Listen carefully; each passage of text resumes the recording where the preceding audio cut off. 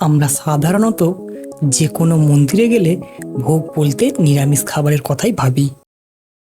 ভাত, ডাল, সবজি, পায়েস এই সবই যেন স্বাভাবিক। কিন্তু আজ আমি আপনাদের এমন একটা আশ্রমের সন্ধান দেব যেখানে প্রসাদের তালিকায় থাকে মাছও। হ্যাঁ, ঠিকই শুনেছেন, এটা এমন একটা জায়গা যেখানে একদিকে যেমন রয়েছে ভক্তিময় পরিবেশ, তেমনি অন্যদিকে রয়েছে অসাধারণ অতিথিয়তা আর মন ভরে যাওয়ার মতন প্রসাদ। এই আশ্রমে এলে আপনারা শুধু সাধারণ ভোগ নয়, পেয়ে যাবেন ভাত, ডাল, 2-3 রকমের সবজি, মাছ, চাটনি, পায়েস আর মিষ্টি সহ সম্পূর্ণ এক ভরপুর প্রসাদ। আর সত্যি বলতে এখানকার খাবারের স্বাদ একবার খেলেই মনে থেকে যাবে। কতুলপুরের শান্ত নিরিবিলি পরিবেশে অবস্থিত শ্রী মা সারদা পাঠচক্র আশ্রম।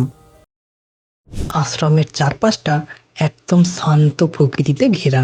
সামনে রয়েছে ছোট্ট একটা সুন্দর পুকুর, যেটা পুরো জায়গাটার সৌন্দর্যকে আরও কয়েক গুণ বাড়িয়ে দিয়েছে। আর এই মন্দিরে ঢুকতেই যেটা সবার আগে চোখে পড়বে সেটা হলো এই সুন্দর দোলনা।